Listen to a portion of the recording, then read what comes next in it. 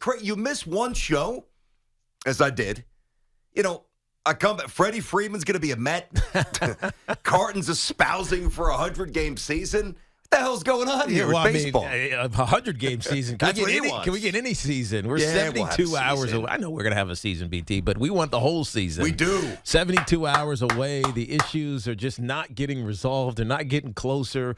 It's simply math. And that's what's most frustrating from a baseball fan standpoint. When you look at this, there's no serious issues. It's how much more money do you want on the minimum salary? Is it $700 or is it $685? The pre-arbitration bonus pool. I mean, what's it going to be? The cap, the penalty on the luxury tax. What's that going? It's all math. It's nothing that's like diametrically opposed from one another, and they're just not talking about it.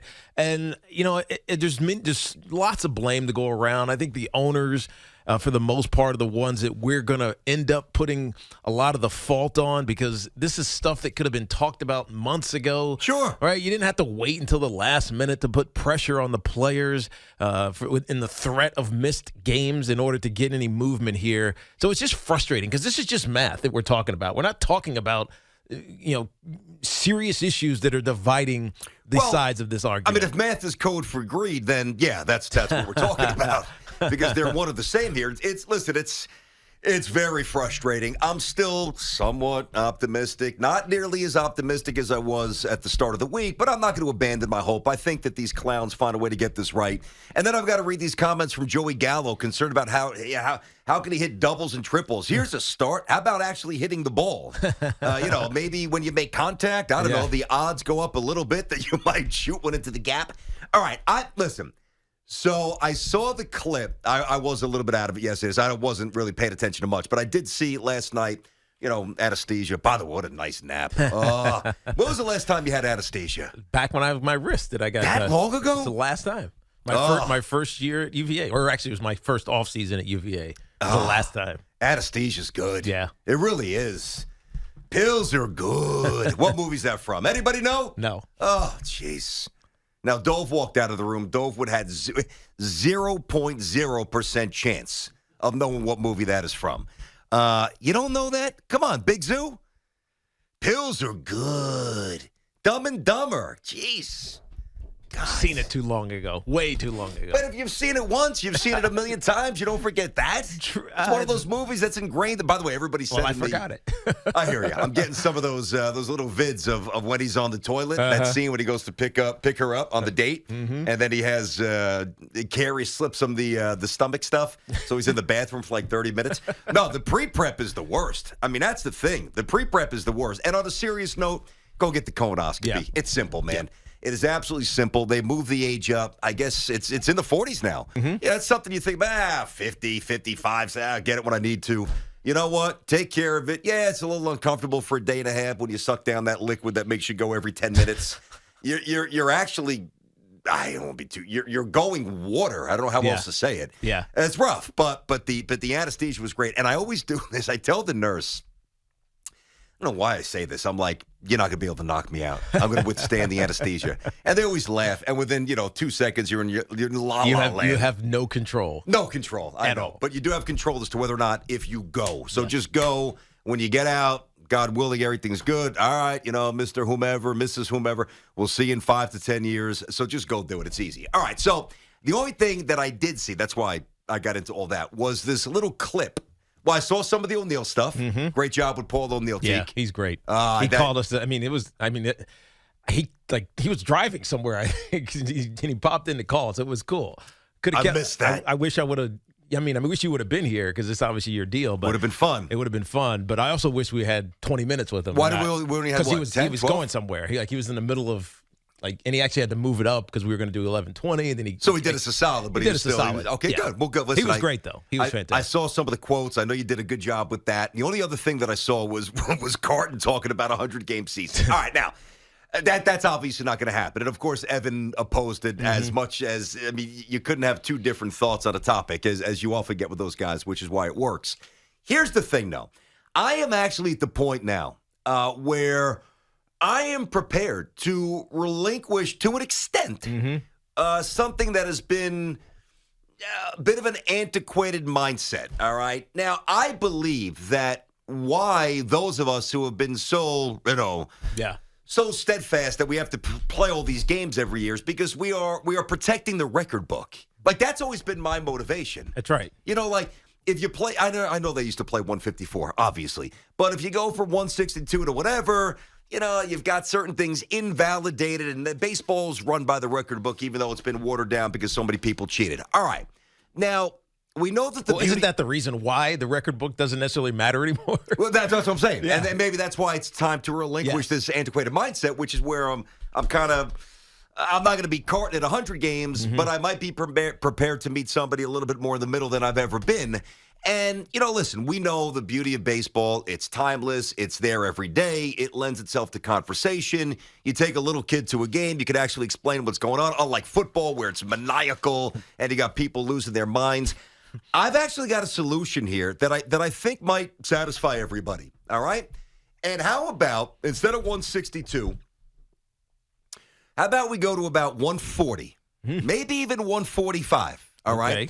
And twice a month, we play 7-inning doubleheaders.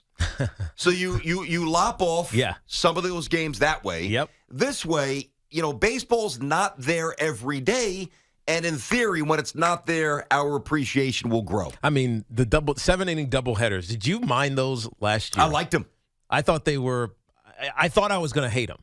I thought it was going to feel, I don't know, cheapened in some way. Yeah. I actually didn't mind it at all because it actually created more baseball and more urgency in each of those games. And so it just felt different than these long games, these doubleheaders that usually are, it's a whole day. I mean, it's your whole afternoon. I mean, whatever. It's every day. It's ridiculous. It's the entirety of a day. Yep. So I actually ended up liking them, even though I thought I was going to hate the 7-inning doubleheaders. So I don't mind that suggestion. I don't either. And listen, but I probably should have been more clear on this out of the chute. I don't mean just for this year as a response to what could be a very possible work stoppage, which would further inflame the acrimony on both sides. I mean, I'm kind of prepared to roll forward with this forever. Well, here's the thing. If it happened, how long would it take for us to care about it?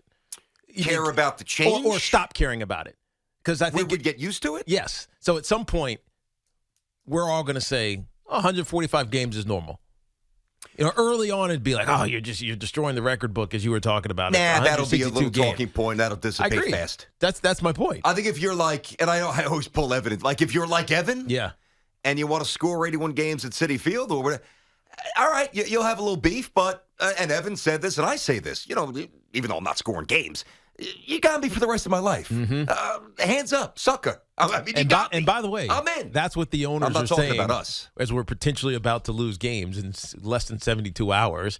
That's what the owners are saying. We got the diehards. Those guys are coming back, even if we miss 10 games this year or however many it may be. Oh, they because know of that they have us. Of course. They don't care about us. Of course. They don't care about us. As I talked about yesterday, BT, when you were out, by creating a void, something else is going to fill it at some point, especially for younger generations. That's a bigger issue that's down the line. But for the current Major League Baseball fan, they're not going to mind 10 games. If this thing goes an extra week, this lockout, it goes an extra week. The diehard's not going to mind. No. I think they'll get used to it. Now, let me challenge you though on that the thing you said before about how eventually something will fill that gap, which could be adversely viewed as an eventual further erosion of the game for the younger fans. Is that what you're saying? Yes. I can actually, now I don't know that this would happen, but I could even flip it this way. And maybe I'm overly optimistic. Maybe some of that anesthesia is still pumping through the body. I don't know. But I could say, well, I hear you. It's not a ridiculous take by any stretch because I get it. There's a lot of things that are challenging time for the younger generation, not to mention us. But if it's not there every night, maybe the younger baseball fans who aren't locked into baseball every night will begin to have a little more of an appreciation for it when it's there. Oh, I see what like you're football. saying. That's part of the problem. It's shoved down our throats. Yeah, in some ways. Take it for granted. You don't even realize that you missed the game. You take it for granted. You don't even realize. You're like, wait, did I watch this game? Correct. Oh, no, wait. Was it on yesterday? Was it on? Wait, what am I watching? What game of the season is this? No, I know what you mean. It's like a little more motivation to watch. All right, here we go. Yanks, Mets, let's go. Yeah, I mean, maybe that could happen. But I'm talking about specifically to this lockout. If this lockout goes for a month, it's not going to. But let's say this thing goes for a month, and when we are only playing 100 games, there's a void that's going to be created that's going to get filled by something in the short term for some of these young, impressionable kids who want to be watching baseball with their friends or with their parents, and it's not there. But what if they're not even watching it now? I think that's a big assumption on your part. Like, you know what I mean? Like, you're either a baseball fan or you're not. I don't know that the extra games or fewer games will necessarily. I'm kind of playing both sides of the fence here, admittedly. So I'm trying to think about how my son, how AJ became a big baseball fan. AJ became a big baseball fan because there were some stars that he was interested in, and including CC, who's a friend, and some others on those Yankee squads, and so he just wanted to see them, right? And then after a while, he started watching. I told you this story. He started watching these old baseball games on the Yes Network, like vintage. Right, from the 80s, from the 90s. And I'm like, and he's sitting there by himself. And I'm like, what are you doing? Oh, I love it. Kid could have been something special. He could have been. Should have been around Uncle B a little bit more. He would have been a baseball star instead of a football star. Well, the problem is he played football and he tore his labrum. So I know. That's what Jack. No, I know what happened. But he was good, and he liked it. He did. So, but then Jason, who's a year younger, had no interest really ever in baseball, right? No. Interesting. 877-337-6666. Tiki and Tierney here on the Fan, live inside of the Town Fair Tire studio. Oh, get the thumbs up from... I didn't forget about it, Dove. He got so excited. Oh, he read the sponsor for the studio. Of course. What do you think you deal with here, Dove? Got a couple pros. Our friends at Town Fair Tire remind you that at Town Fair Tire, you always get the guaranteed lowest price on name brand tires from Connecticut to Maine.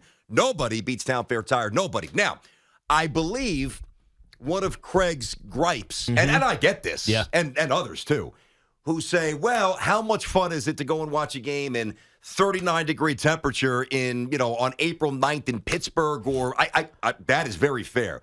So I took the liberty, because these dopes in baseball haven't been smart enough to figure this out yet. So maybe they'll understand this, all right? In the American League with 15 teams, 7 either are in a dome or in warmer weather. Tampa, Toronto, Houston, Texas, Seattle, Angels, and the Oakland A's. And the A's are a little... I mean, that kind of fluctuates, but still. It gets milky out there, but it's not bad. I know what you mean. It's like you're not going to get snow out in the East Bay. And in the National League, it's actually one less. It's 6 out of 15 domes or warmer weather. Miami, you've got Milwaukee, Dodgers, Padres, D-backs, and Atlanta, most of the teams primarily in the NL West. So can you explain to me, right? Because it is a fair take. Who the hell wants to go sit in 41 degrees, the gate first pitch 7:07, eighth inning, it's in the 30s. I get it. And that is not fun. Why has baseball not done a better job, like, utilizing the warmer weather cities or the domes to navigate the first month of the season? You're talking about scheduling-wise. Yes! Because it alleviates one of the biggest problems out there. Because they don't think about it like that. They think about it as, let's be fair in scheduling. and that doesn't make a lot of sense when you think about how much that affects the weather, potentially affects attendance. And again, I keep talking about it because I didn't realize this until the pandemic. Attendance matters to these owners. Like the gate matters to the owners, and having butts and seats matter to the owner. And if it's 35 degrees in April, you're not going to a game. Now, if it's 35 degrees in October, that's different. It's a different story because you're diehard, and at that point, your body is geared up for winter. Oh yeah. Right now, our bodies are desperate for spring. Especially today.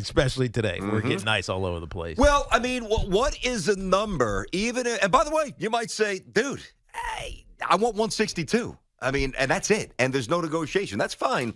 But if you are short of, I'll use the scale this way. You got Carton on one side. You've got Evan all the way on the other side. I am a lot closer to Evan when it comes to sports and baseball in the conventional sense, but not nearly as far. Like Evan and I aren't touching shoulders, all right?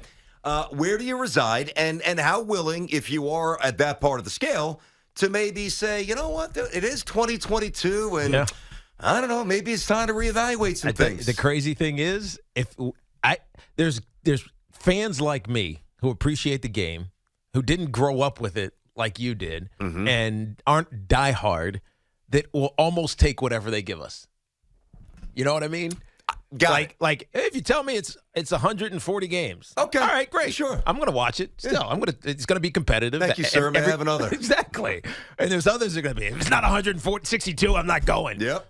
So it's really interesting because I'm in that latter part where I'm just kind of like, all right, whatever they give me, I'm going to. No, you're in the former. I'm in the former part. Whatever they give me, I'm good. Okay, 877-337-6666. How about let's start. Go down to Trenton, and Sam is on the fan with Tiki and Tierney. Sammy. What's up, BT? What's Hey, up, Sammy. Pete? All's good, Sam. What's happening? First, not much. Before I say anything, BT, all things good with your backside? Everything good from yesterday? That's a strange question to get from a guy. BT, but I gave you like 20 minutes yesterday talking about didn't. it. I did. We talked about colonoscopy for 20 minutes. Attaboy, get And that message out why there. people should do it. 45. I read what you should be prepared to do. Did you? Take off your jewelry, lay sideways in a fetal position. That's right. All yeah. these things. Sammy, I'm good. Thank God. Tiki, good. Tiki's got us ready. I'm only 38, so I'm not there yet. But Yeah, get the lube out, buddy. It's coming. Yeah, I'm ready. Yeah, when I go to ShopRite and see some of these prices, the lube are already out when I go to the checkout line. He's already doing it. He's got a little black ready. market on the lube. Got it. Go ahead, man. Exactly, but there is no substitution. It's 162 or bust. They had all the time. Why? Why? They had the time because they had the time to get this done. They're just kicking time. What happened to those 45 days when there was no conversations, no talk? They wanted the owners just know that at the end, just like every negotiation, it always comes down, they always win. It's just they know how much piece of the pie they're willing to give up. So when they start with this ridiculous low number, if they eventually come up 15, 20 million, they'll still be good. Oh my God! Yeah, See, yeah. Look how much we came up. Blah blah blah. They'll look like heroes. Meanwhile, they're still getting. Yeah, no, I got you. Yeah. Sam, let me ask you a question though, because to me, this is less about labor strife, at least what we position now. Yeah. Because that gets boring after a while. And I appreciate your thoughts on it. And we're obviously, we're into the minutia because we want to know what the hell's going on. But first of all, I need a couple of answers. Are Mets or Yankees guy? Mets or Yankees fan? Die hard Mets fan. I love how he prefaces it with the diehard. Mm-hmm. Okay. How many games a year do you go to Citi Field, roughly? I actually go to more in I have a condo in Boca, so I go to more Miami Met games. Okay. And how many games do you watch on S&Y? Give me a percentage out of the not once. 85 to 90. All right, so you are basically all in. Yeah. And you don't All think in. okay, I got you. I respect that. I love it. You don't think, Sammy, that there's something to be said that could actually empower the sport if it's not quite there every night? Like people will kind of miss it, and it'll attract more urgency, more passion for the game. You don't think that that's possible? It's I could see where you could think that's possible, but the only way to expand it, you got that young kid. Maybe one night he's flicking through the TVs, he doesn't see Juan Soto on where he would be on. That we have to build around our young stars. I live 35 minutes from Mike Trout. Like anyone around here knows who he is. Yeah. If he walks downtown New York City, 90% of the time he won't even get stopped.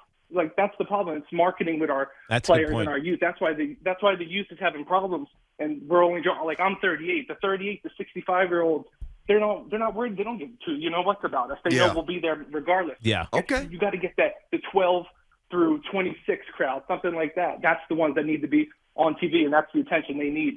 Okay, Yeah. Sam. Good start, That's a buddy. good one. Thanks for I the got to call tell there. you, Sam, Good job. he brings up an interesting point about baseball. They don't do a great job of marketing the marquee matchup. They just don't do it. The matchup or the star player? Well, the star. Because you can make the case for both. The star play, yes, but definitely for both. But the star player in a particular matchup, like you don't get that, like Trout versus Kershaw. Like you don't But you get don't know it. if Kershaw's pitching on Sunday night. I mean, That's- usually you get good it's matchups, true. but it's It's not true. like when LeBron's playing Steph Curry on a Saturday night, unless there's a maintenance day. Yeah. You know that the stars are going to play. I hear It's you. a little different. But they also like the social world in Major League Baseball is just different. Yeah. A lot of that's just the makeup, the mental makeup of the players. Mm-hmm. And I think because they are on 162 in regular season grind, like they don't care about building their brands. They're worried about how am I getting healthy? Am I going to be right for tomorrow's game? They're too busy playing every day. Exactly. These NBA players have 3 nights a week to do whatever That's the hell right. they want. That's I don't want to play baseball 4 days a week, but if you play 5.5 days a week each month, roughly, maybe there's a little bit more branding, a little bit more immediate recognition, because his point is right. And you and I have talked about this for a while nationally. We had Mike Trout on the show. That's right. Now, Mike Trout, and I say this with respect, is boring. He's also our generation's Willie Mays, That's or this right. generation's Willie Mays. But Mike Trout walks down Fifth Avenue, St. Patrick's Cathedral. I mean, it's 2080 that people recognize him if he's got a hat on. That's right. But if LeBron's walking down there or Steph Curry, Forget it. It's totally different. And that's not Mike Trout's fault. Mike Trout chooses not to market himself. Tatis plays with a flair. Guerrero plays with a flair. Judge, based on his sheer girth and, the physical characteristics, you're going to recognize him size. What are you looking at me for, you nutballs? Girth, size, you know what I mean. Shut up. Point being, sometimes things you can control, sometimes you can't. Yeah. I think that baseball's inherently handcuffed with certain things. I think you're right. But maybe if you shave off some games, you get rid of the handcuffs. Yeah.